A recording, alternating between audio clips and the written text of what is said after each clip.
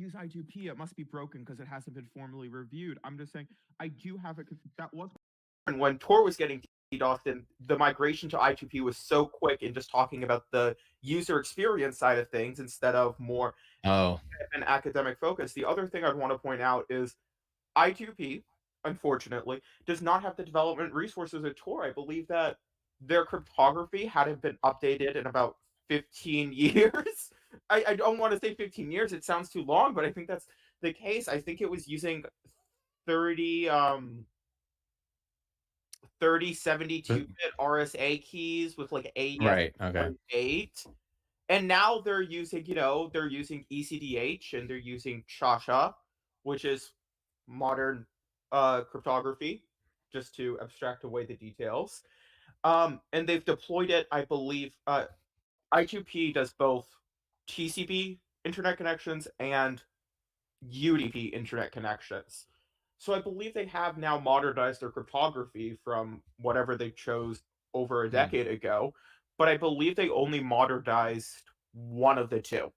So half of their connections, well, I assume most of their traffic is actually TCP, but half of it is using the modern cryptography, the other half has yet to.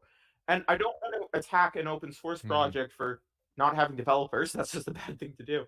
But I do hope that with all this attention to I2P, they also do get developers and start cleaning up their project's legacy. And this kind of may go to what Justin was saying about how I2P has dramatically changed over the years. And years ago, it did definitely have its issues. Part of me wonders how much of that is simply because when developers work on these projects, they focus on Tor and not I2P, unfortunately.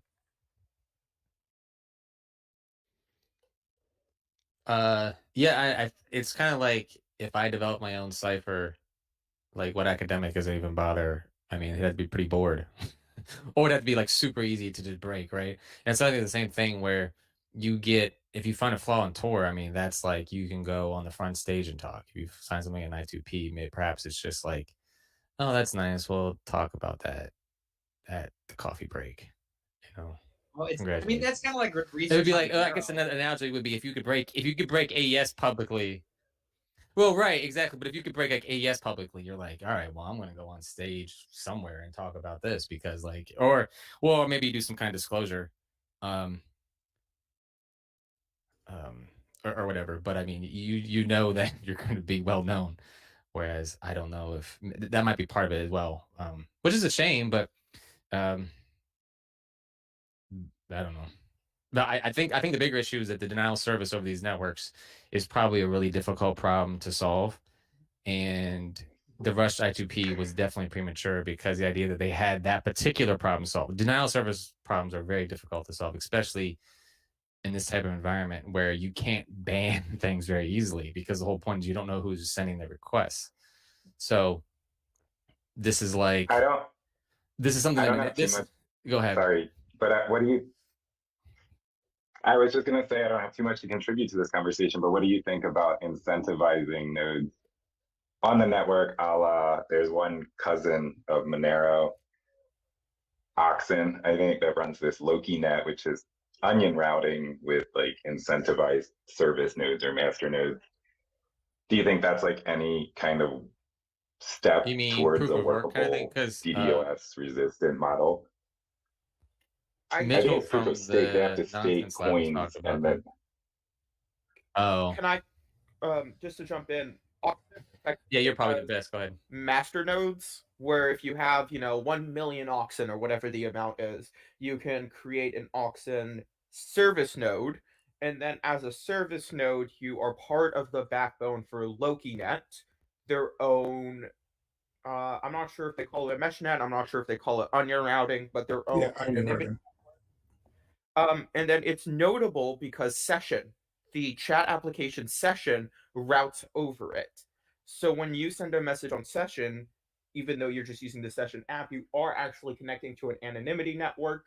And then these service nodes then log all encrypted session messages over the net. So there's no central server for Session, from my understanding. When you receive a message on Session, you're actually asking one of the Oxen service nodes, hey, what are all the encrypted messages for these public keys?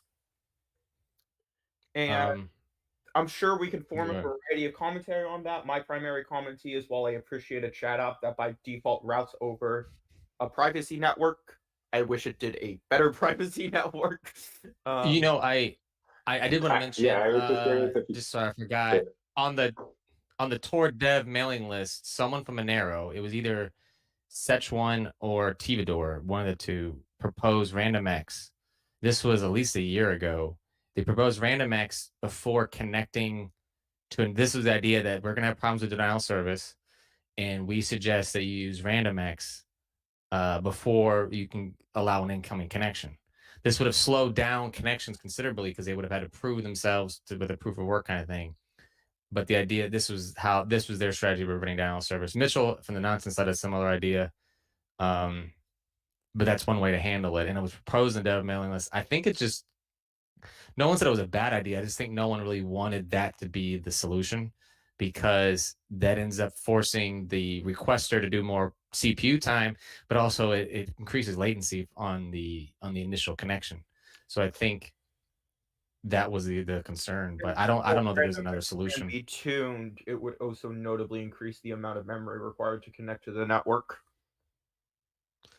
There's a light mode too, remember? So there's like it takes more CPU time, but there's like, instead of 2 gigabytes, light mode is still 128 megabytes of RAM. So I thought it was like 16. Okay.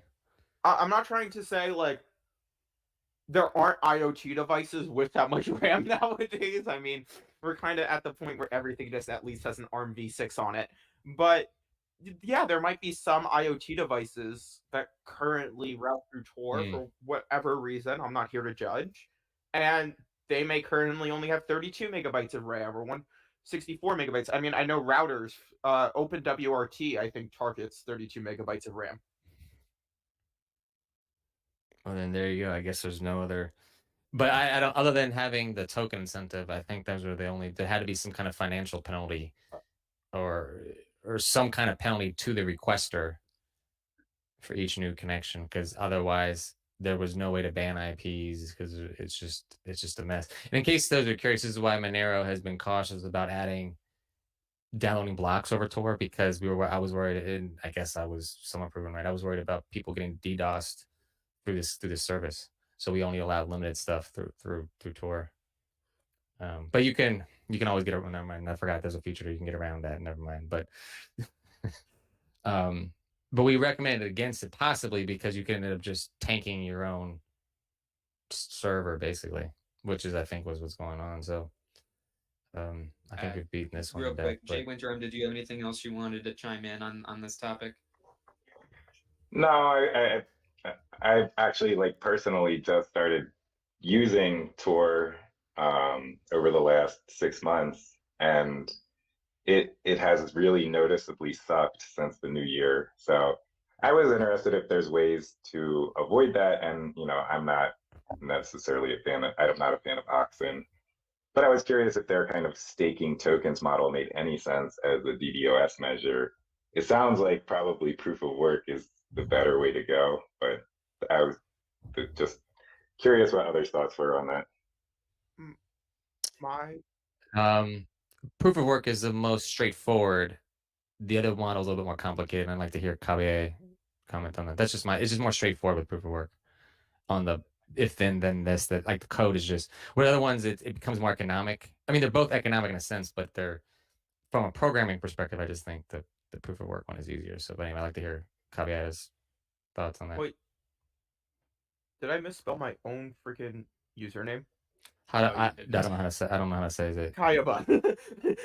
I was Kayaba. Did I swap the Y and B by accident? Is that my first time on Monero Meet? I misspelled my own username as Kabaya.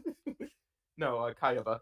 I think my closing thought is, not only do I hope that, yes, we continue to tackle denial of service, which obviously has been discussed for years, but I do hope, even if I don't personally trust I2P yet, which is not necessarily any fault of I2Ps itself, this is my own personal feelings, I do hope that researchers do now, and developers as well, spend more time with I2P and give it The developers support it needs to fully use modern cryptography. They give it the academic research needed to justify its current position and start tackling these issues itself. I do hope that not only out of this do we have a more robust core network, but we have more robust other options, whether they be I2P, whether they be LokiNet, whether they be whatever. Justin, are we reviving Kovri? Kovri, yes. I hope not. No, we are not. That's left behind us. Never looking back at that. But there is a much better built out C++ router on the I2P side as well now, so we wouldn't necessarily have to. There's also a Rust core implementation. It's called RD. Rust 4. I thought you said core implementation. So if you want to use the true memory safe language to manage your privacy. On that topic, I'm going to hand it off to you. So Kaiba and Co, the two of you have been going back and forth about some discussions in MRL. I think Kaiba, you ripped the Band-Aid off with some of these curve stuff. So can you set the stage on what these Research Lab explanations are? Try to dummy it down if you can. And then I'd like to have at least a brief conversation about these and what that means for Monero and Seraphis. Co, mind if I just set the very basic groundwork? Go for it. So basically, modern cryptography is based on something called elliptic curves. That gives you your private keys and your public keys. With Bitcoin, it uses a quote-unquote elliptic curve called SECP 256K1. And I'm pretty sure I could throw in a bunch more numbers and letters, and most people would not be able to tell the difference. So, for Monero, we use a different elliptic curve, and it's called ED25519. And the reason I say that is not only to be clear, but in case this triggers any, bells for anyone who might have heard about this. It came up in the past when we discussed atomic swaps. It's one of the discussions, like why can't you use a Bitcoin like a Bitcoin public key with Monero? It's a whole thing. There's a lot of avenues to it. But fundamentally, they're both elliptic curves. And because of that, they have the same mathematical properties. In layman's terms, they both have private keys. They both have public keys. You can use signature algorithms with both of them, so on and so on. The proposal I put forth is with Seraphis. With Seraphis, we have to change all of our addresses. We have to update our wallet software. So we're already doing this notable migration step where current Monero addresses will not remain usable. So because we're doing this migration, if we want to make any other significant changes, that would be the time. If we want to make, specifically, if we want to make any other breaking changes that will invalidate addresses, which isn't something we want to do. Monero is meant to be a stable way to privately send funds. So if we did change elliptic curves, if we move to Bitcoins, because for whatever reason, that would be a breaking change. Now, instead of using ED25519 public keys, we'd be using SECP 256K1 public keys. They're both public keys, they're technically different. My specific proposal was to move to a curve called Pallas. Pallas, Pallas. And the reason for this is it's all about very specific math. The reason in the first place Monero used ED25519 is because it's fast. It just has some nicer numbers in it that gives you faster operations when we're discussing private and public keys. And now the reason for discussing Pallas, yet another curve, isn't actually because it's faster. It's because it's part of a curve cycle. I think I could explain that simply. I don't think it actually matters. But because... Are you saying that it's part of a new class of research into safe curves? Is that what you're proposing? It's part of a curve cycle, which means Pallas isn't notable as an elliptic curve. Like, literally, as an elliptic curve, it's just another elliptic curve. There's a bunch of these. We can talk about them all day. Pallas is notable, though, because it comes with a second elliptic curve, known as Vesta. and together they're known as the pasta curves. Pa from Paula, Vesta. Is it a No, pairing it's not curve? a pairing curve. To get into the math, elliptic curves are over two prime numbers, one for the scalar field, one that's used with points. We'll call them P and Q. Paulus uses P and then it uses Q. Vesta uses Q and then it uses P. So basically, they both have two prime numbers. Paulus is prime numbers P and Q, whereas Vesta is prime numbers Q and P. So they flip. Yet the flip of them still forms a valid elliptic curve. And the reason that matters is because, and yes, this is a gross simplification. I'm sure Ko could yell at me for days. But the reason that matters is because there's a series of proofs. Right now, for in Monero, we use a technology called bulletproofs. And these are great. I am not here to hate bulletproofs. I love them. They're great. The one issue with them is that if it takes 100 operations to create a bulletproof, it takes 100 operations to verify a bulletproof. The amount of operations it takes to prove them is the same as it takes to verify them. And that means not only is verification more expensive, ideally verification is much cheaper than the cost of proving, but it just creates some fundamental limits on the system. When you have an elliptic curve, which is part of a cycle and has another elliptic curve, you can create a proof that may take 100 operations to be proved, but only 10 operations to be verified. Basically, if we move to a curve cycle, we just get much more efficient proofs possible. And with those much more efficient proofs, not only would Monero get faster overall, because even if Paulus is, 5 times as slow, and no, it's not that much slower, but even if it's 5 times as slow, if it lets us use 10, 20 times less operations, we still gain in performance. And with that performance gain, we'll also be able to do more complex proofs. The end goal for on-chain privacy is not having rings at all. And with Seraphis, we already moved past having just 16 members in a ring to having, I think we're currently discussing 128 members. And technically, it's no longer known as a ring under Seraphis, but, that's math stuff. But we're discussing having, 128 for the anonymity set. The end goal would be having the entire chain be the anonymity set, not just 16, not just 128, but every single prior output. The issue with that is it's a complicated proof. And while we technically could use bulletproofs, it'd be expensive to do so. If we can get a proof that just fundamentally verifies faster, that's going to really help when we discuss, are we moving to this complete privacy proof in the future? And why would we add even... Go ahead. Sorry. I guess I need to hear Ko's response to this as well. Go ahead. I was just going to say, moving to a curve cycle makes that much more feasible. So the argument is, well, we're already doing this migration. If we already migrate this part, if we also migrate this part, it enables much more efficient proofs in the long term, which sets a much clearer path for a full anonymity set. Okay, I think we need to hear Ko, because this just sounds like we're adding even. Seraphis is already delayed, so go ahead, Ko. What's your...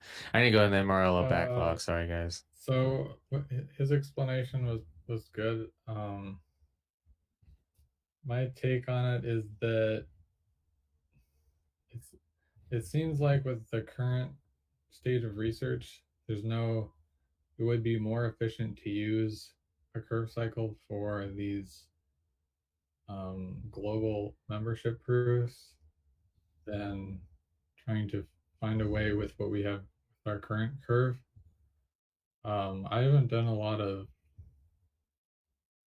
research, or really any research into this topic, so it's just, from my point of view, it's a lot of work to get that working, and then once you commit to a new curve, it's you have to be really confident that you're making the right move when you do something of that magnitude. Yeah, because a break in either curve can lose some fun, right? It wouldn't be total. It's kind of just that's just kind the of elliptic curve Monero is interesting. Monero uses is broken, then it would allow infinitely minting. And the fact that we can say Monero doesn't have an infinite mint is based on two things. It's one based on academic proofs for the transactions we have on mainnet. It's based on academic proofs saying bullet proofs are valid, academic proofs saying borrow mean range proofs are valid, so on and so on. And then not only academic proofs, but there are assumptions, where generally that assumption is the discrete log assumption, which is a mathematical way of saying whatever elliptic curve you use, it's secure. I guess my point is this curve we're using now is pretty widely used. So if the curve itself had an issue, we would have a higher probability of knowing. But when we switch to this other curve, wouldn't that be dramatically lower? I mean, who even uses it? Is this even used in TLS or anything? Like, I've never even. Is about to be thrown back. It's sort of like one of these. Your what? I feel like my I'm sorry. What did you commentary is about to be thrown back at me.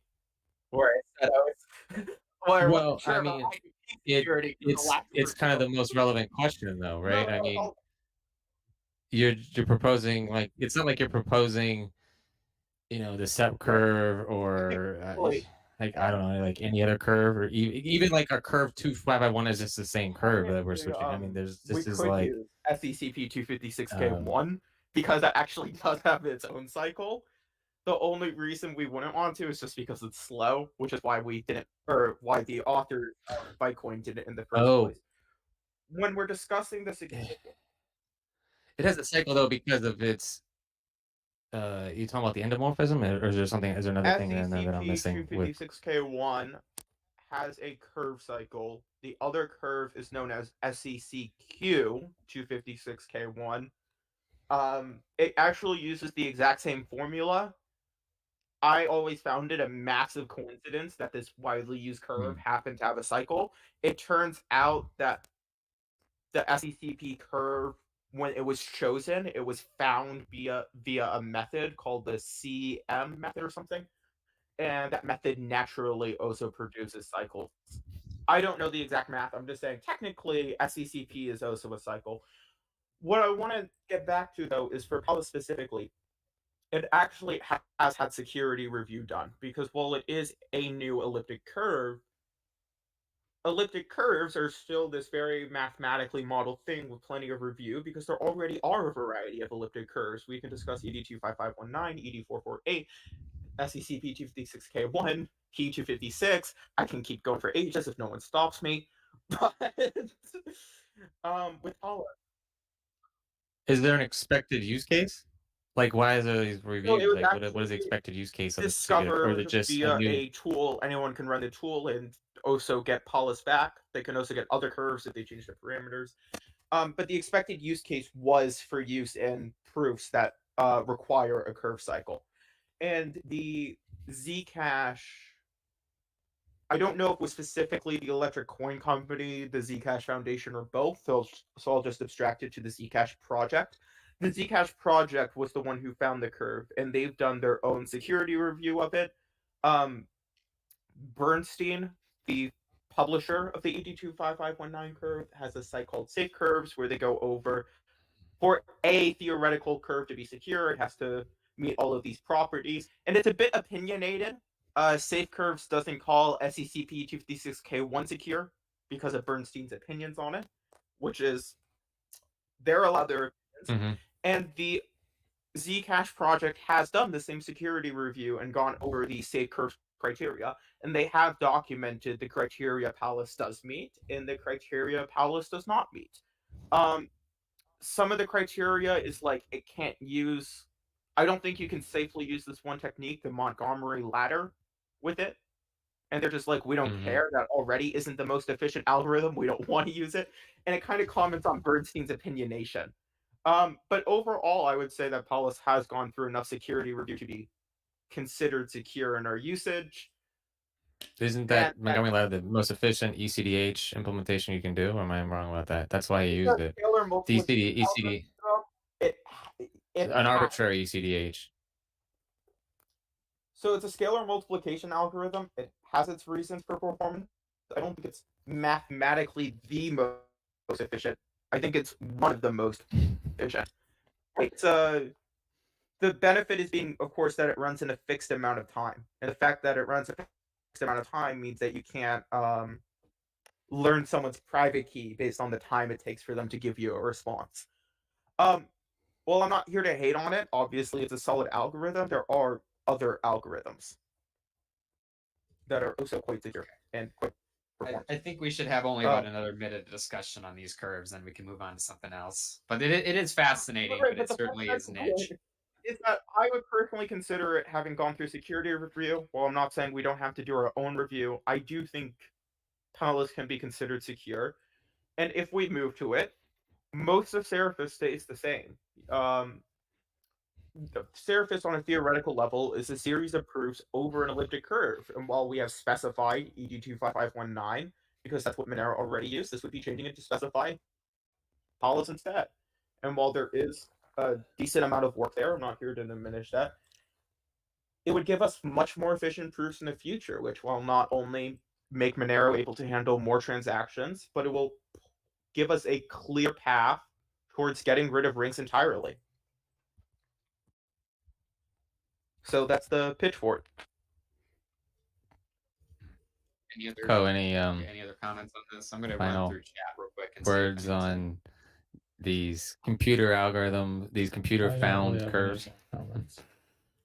It's something like, personally, I'm not gonna, I don't really have like the energy to pursue that or work on it a lot. So yeah, because the problem you're in is, what you're saying is, I mean, you're basically,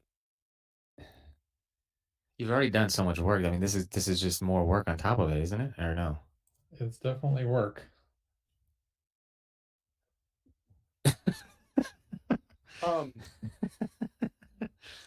Yeah, because it's because you have to have a new proof. Because if you're claiming more efficient proofs, you end up having to rewrite all of the existing. The new proofs are options in the future. They're not necessary now. It is going to require significant work on the code base. Co actually did identify one part of the code base. They wrote their multi-sig code for Seraphis to support both the classic Monero side of things, Ring CT, and the new side of things. And I'm actually sad to lose that. It actually looks like a good piece of code, but it doesn't make sense when one side of it is on one curve and one side is on this other curve, because that just breaks it up a bit too much. So I'm actually a bit sad about that. But there's been a couple of developers interested, and then I've been talking. I think I'm trying to think of how I word this. I don't want to like make it. I don't want to say something and then have another developer be considered locked in to do all the work. I'm not trying to force a task on anyone. But there is one developer I've been talking with, and they're saying, yeah, they just kind of want the stepping stone, and then they'll be doing. They would be willing to do a lot of the migration work. I may be putting forth that stepping stone myself. The far spicier discussion is if we finally add Rust to Monero or not, because the current Paulus library is actually written in Rust. I don't like. You're just piling more on top of more. Like what are we even? Are we trying to keep Monero together, or are you trying to explode it apart? Like what is going on? Like the fact that it's written in Rust isn't necessarily better. I mean, does Rust have the tooling that C does? I mean, I'm talking about for crypto libraries. Other libraries maybe, but the constant time stuff in Rust, is that as mature? I have no clue. Maybe it is. I know a lot of people are writing libraries in Rust for crypto, but it's not clear to me that they have. I guess either way, they have tools that do constant time analysis with Valgrind or something, right? So I guess it doesn't matter. Time programming in Rust and a couple of libraries for it. Libraries that count the CPU cycles of how long a program takes to check if it's constant time are also usable with Rust. Not to say that they'll get as nice debugging per se. That depends on what they're built for. The reason it's being proposed here isn't actually to move Monero into Rust. It's saying we can use this library in Rust and not worry about the development effort. Or yes, we can try to steal Tabador for a month, shove him, into a cave and say, give us yet a new crypto library. And it's actually in order to minimize the amount of work and not explode Monero. It's being proposed just to add Rust C as. Well, no, the Paulus curve itself is the Trojan, or like. I'm not saying I'd be mad if we have Rust in the project and new making code started being written in it. And I would argue that's arguably a good thing, as we've had multiple developers come to the project only wanting to contribute in Rust or preferring to contribute in Rust. There was one Monero developer, Jeffro, who had a CCS done to get Monero development. Before the CCS, they actually wrote a Monero Rust serialization library, just because they wanted more Monero code in Rust. This is nice and all, but we have contributors that want to contribute all the time. Are they capable of contributing? Just because they say they want to contribute in Rust, like I've seen some terrible Rust, so it's not like that we have people contributing to Rust and they feel like they can't. I mean, my viewpoint is that if they can't change languages, they can't contribute anyway, right? Like if you're going to tell me that you're a Rust developer, not a C++ developer, well, I mean, I could change to Rust just as easily. So, and I know that's arrogant, but like, how are you going to write cryptography latent code in Monero if you can't just change the language, right? I mean, this isn't. We're not writing. This is financial software, right? I mean, we're not writing. For the case that before, they did move to C++. It's just a matter of preference. And we can argue about. Well, that's my point. If Rust should be used more and more in the future. And no, with this, I'm not trying to say we should start writing new code in Rust. If we add Paulus via Rust, it would actually not just be. It wouldn't be rewriting all the Seraphis in Rust. It would be exposing the C API over the Rust Paulus library and then using it from C. And it's not proposing at this time writing anything else in Rust. Well, yes, it does reduce the barrier to writing future code in Rust, and I'd personally love to see it. I acknowledge that's contentious, and there's a lot of discussions on preference, benefit, if developers can be good in any language. And yeah, there's always going to be a requirement on contributions to be quality and able to be maintained. So it's weird. I love the language, but I hate that people push like the evangelicals. I don't get it. Like I love the macro system. Macro system is the best, but everyone's like, we talk about macro and Rust. They're like, you can't do that. That's just heresy or whatever. If we had a C++ option for Paulus, I would be fine with it, and I would stop pushing the Rust one. At this time, I don't know of one. I think Tevador was looking at moving ED25519 code over under, not for Paulus, yet for a theoretical a different curve, but I don't think that worked out. And then it's not about do we want Rust in the project, it's about if we want to move to a curve cycle, that's the presumption of this, do we want to take in the scope of even more work by rewriting this entire curve library, or do we just want to add a dependency and call it a day? And it's not to say it isn't a lot of work, it's to say if we don't do it, it's not just about performance, it's about potentially saying it's going to be infeasible to do complete chain membership proofs in the future. Because based on current state of the art, that's the barrier we're at. I think we just need to move on because we're not going to. I mean, I'm not for this new curve. This is just. There's just no way. I like if there was like a project manager, the project manager would just come in. Like, I mean, at this work company, and there was a project manager, that project manager would come in and say, you can go yourself because this is just absurd. That's what he would say. Because like, I mean, the people are paying code to do this. It's just work on top of work. So that's just, I've had PMs before in the past, and that's what they would say. Go over in the corner, or you're fired or something. I don't know. That's just, sorry. That's just my opinion on it, but there's no project manager at Monero.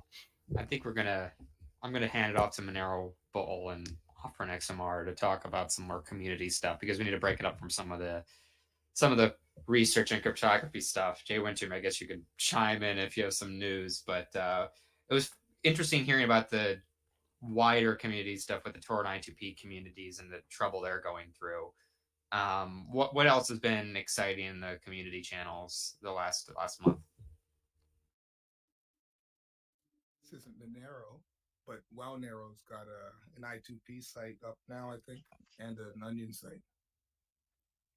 Yes, that's part of the reason why I've been playing with hidden services. Small part of the reason, honestly.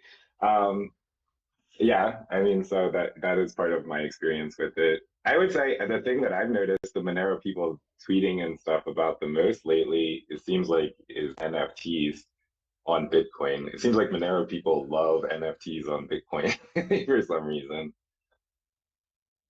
Oh yeah, it's just funny to put non-fungible stuff on the non-fungible chain, advertising the fungible one. Yeah, that's definitely gotten a lot of mileage. Yeah, it has. There's been a lot of so for those who are living under a rock, part of the reason why Bitcoin has a large mempool right now is because people are lining up in the back of the line to submit their NFTs on Bitcoin, in effect. And they basically take a certain SAT and they mark it as related to a certain image and stuff, and then store the actual image on the blockchain itself.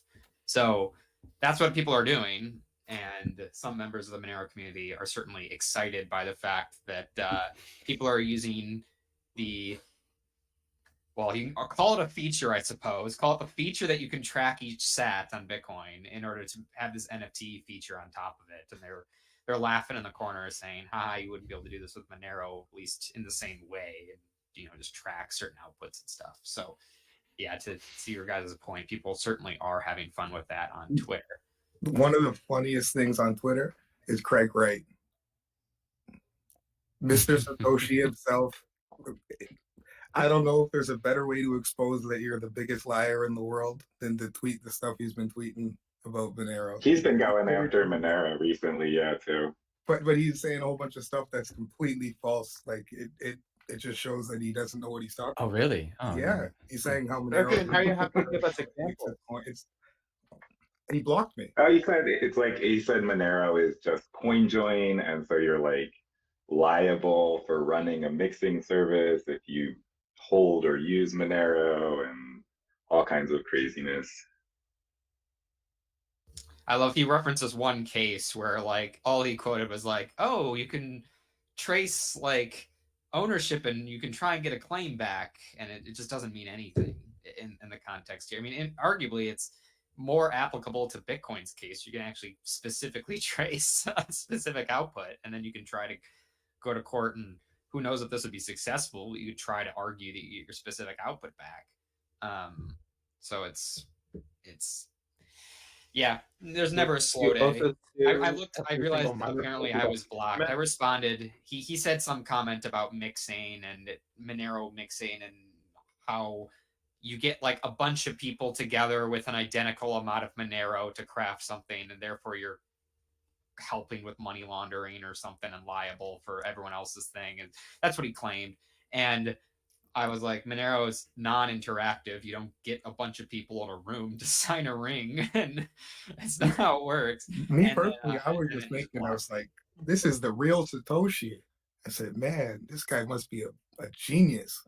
And I heard him say that stuff, and I was like, uh-oh, I don't think this is the real Satoshi. The funny thing is the real Satoshi on forums would talk about ring signatures and things, and they definitely did not describe them as an interactive scheme. Yeah. Oh, I never thought about that. I gotta jump off, but I do have one more. I got one more community thing. Just real quick, I guess local Bitcoins shut down recently. So there's no more. I think for a long time, local Bitcoins kind of had a quasi KYC requirement anyway. But local Bitcoins is gone. Related to that and related to the Monero community, we're going to have Alex from local Monero, and Agoradesk is their Bitcoin P2P platform, coming on our cryptocurrency on February 23rd to talk about local Bitcoin shutting down and where they see the P2P trading market going from here. So I got to run, but yeah, February 23rd on our cryptocurrency, we're going to have Alex talking about local Monero. Perfect. Thanks for that heads up. Thanks, John, for being here. But yeah, never a slow day. But yeah, I think you're definitely right. The ordinal side of things has definitely taken over a lot of the discussion, not just in the Bitcoin community, but also in the Monero community the last few weeks. Yeah, we got TX Extra too, but that's different. Oh yeah, there is a proposal to. I mean, okay, there's no consensus on this. There's a bunch of bickering back and forth, but there is a GitHub. I was about to say this might be the curve discussion over again. Are you really sure you want to go here? We're not going to jump heads in. I'm just going to say that there is a discussion with some pro and con ideas and some proponents and opponents that suggest limiting TX Extra with certain methods. And again, there's pros and cons. This is going to be a more technical discussion generally, but without getting into the technical details, I would like to propose the ultimate solution. Obviously, VT Nerd will agree with me on this. We just rewrite the TX Extra handler in Rust, and that will magically solve all of our problems. It solves memory safety, it solves denial of services, it solves developer toolchain issues, it solves finding developers. We'll get billions of dollars in grant funding. What could go wrong? I think we should do it in Ponylang, but I don't know if that is going to That's dig. I don't know that one. It's being proposed that I don't follow languages that programming language to replace C. Wasn't that what Rust was? I'm confused. Anyway, no, Zing, everyone's going to replace C. Everyone's going to replace C. Rust was supposed to play C++. You're right. Rust was supposed to play C++. You're right. Yeah. So now they're going to replace. We'll just rewrite Monero in JavaScript and call it a day. Anyway, no, that exists. That exists already. What are you talking about? No, you don't know about my Monero? No, only the because my Monero had to do this. It's so annoying. But if you need an alternative wallet, it's written in Java, like this cross-compiled JavaScript thing going on over there. I guess technically it's cross-compiled too. Wallet 2 compiled to WASM. Is that what it's doing? Because I've seen sort of. They actually shout out to Indigenic. He took parts of Wallet 2 and then put it into a separate C++ code base, and then they started doing WASM stuff or ASM.js. Mm-hmm. But either way, it works. It's just that like it is just a beast. Because I think initially Luigi may have written a big JavaScript library for it, like the old school, the original construction of transactions was actually in JavaScript. So that's actually an interesting point. The OG non-C++ was in fact JavaScript, but it was for my Monero. Are we forgetting the Python mini Nero? Oh, right. I feel like the JavaScript, well, they were doing different things, I guess, though. They were doing different things. JavaScript is a rough language to do it in because it's just, without the type checking, you end up, I don't know. I prefer type checking in there, but maybe that's just me, but it's... So, real last question to end. Oh, right. So it's been since I think September since the last Monero point release, and there's all sorts of stuff that's sitting in the backlog to get out. And I saw various pull requests that are related to release, and various lines of things getting merged, but still no release. What is going on there? I thought that I don't know of anything behind the scenes. Like Celsta has not communicated anything to me behind the scenes. That does not mean that Ko doesn't know anything, or perhaps the only other person I would know would be Celsta or Luigi, because Luigi handles the merge request and Celta sort of bundles everything up. I know there was something weird with perhaps there was at least one complaint that they were seeing differences between the reproducible builds and the locally compiled ones, but I'm not sure what. But that had to do with a specific bug. But that could just have been, that could have been a library thing, like because the library, like because the reproducible builds all uses the same library, so that's another funky one. But why there's not another release? I actually thought that Celsa had push it out by now, because Celsa had already done the code to update the version number, correct? Does that sound right to you? Yeah, I mean, I remember seeing things that related to that. Yeah, so I don't see, at least not on GitHub, I don't see anything, and there's nothing posted on Reddit. There's either my impression is no pressing on issue. The edge of release for like the last month and a half or so. Yeah, I guess maybe there's just no pressing issue. I don't, because a lot of times there's like, we have to do this now because there's an active attack or people are upset about the memory usage or something. But this time I don't know of any. I don't have any explanation for it other than the other issue is we don't really have. The one fault of Monero is maybe we need to change this. We don't really have a Firefox release schedule where we say we have 3 months for this, 3 months for that, and then we just release. And then even if the release is just no changes, we at least have a cycle through where ours is more haphazard. But on the other end, because of our hard forking system, I don't know that we can go to a Firefox release schedule where they have because Firefox will just drop a feature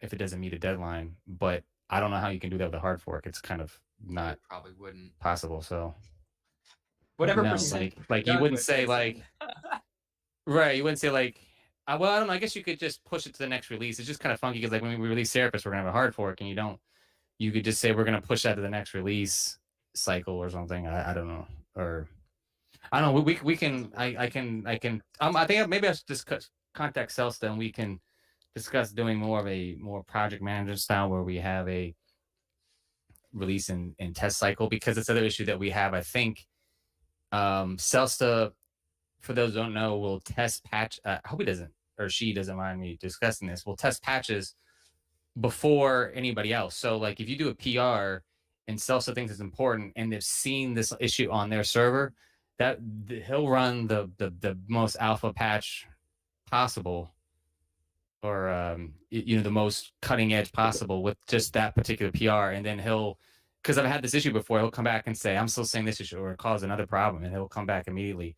So it might be just the case that he's doing his own internal testing for baseline.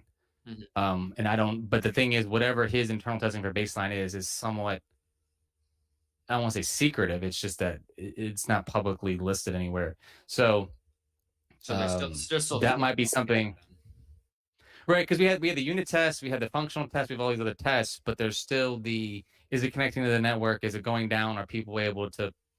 Because like there was a lot of bugs involving the new TCP server chain, for instance, and Celsta spent a lot of time testing all that, but it was impossible to test every single edge case. So there may be something along those lines where he doesn't want to revert, because there's been some pretty big changes. Say big, but you just want to be cautious. Now, the one interesting thing is without a hard fork, a non-hard fork change is actually the easiest, because you can have people running multiple versions, and if there's a really bad patch, at least the system could still make some progress to the older releases, theoretically. So, but that would be my guess. He's just testing. Maybe we need to formalize that more, where we have more people. Because what we really need with Firefox, I guess I may just discuss what Firefox does really briefly, if anyone else doesn't mind. They have a schedule where they have a testing alpha branch that you can download, and they cut a release and they say, okay, no more features after this date. We're now going to put this into testing, and all the beta testers then get the newest features, the newest everything. But the caveat is that there's more likely to have bugs in it, because this is just hot, fresh off the presses, so to speak.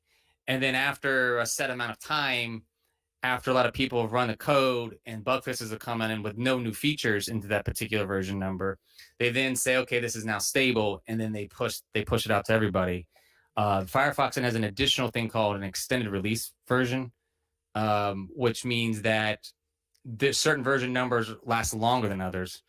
And the idea is, once you cut a release, so to speak, you don't add features to it. It's just all bug fixes. It's just a matter of the first version is just for testers. The second version would be for the normal people. And then the third version in Firefox anyway is for the people that run Red Hat or whatever. They're just like, I need the most stable, whatever. And so that's probably what Celsa is trying to accomplish, because there's StageNet and TestNet and all these other things that we're trying to do. It's just that there's no, maybe we just need to formalize it more, to have like a community IRC group that does this, where they run more testnet stuff.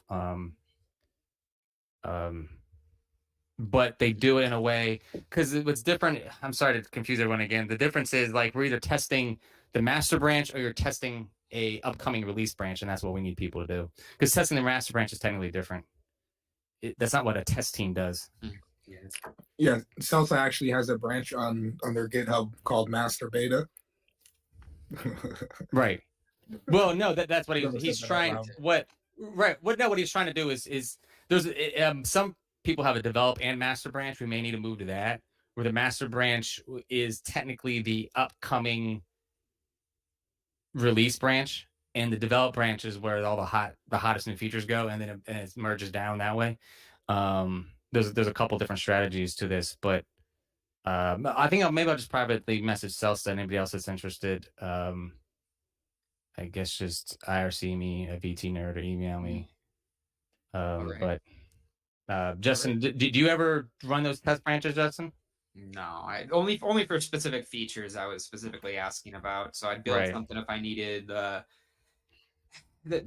main thing I was involved in was when we had those smart spent output tools back when those were being tested and tried. So I would go through and test those on my computer when we were seeing different database versions and all sorts of different stuff at the time. So, black. Yeah, the problem we have with ours is originally called.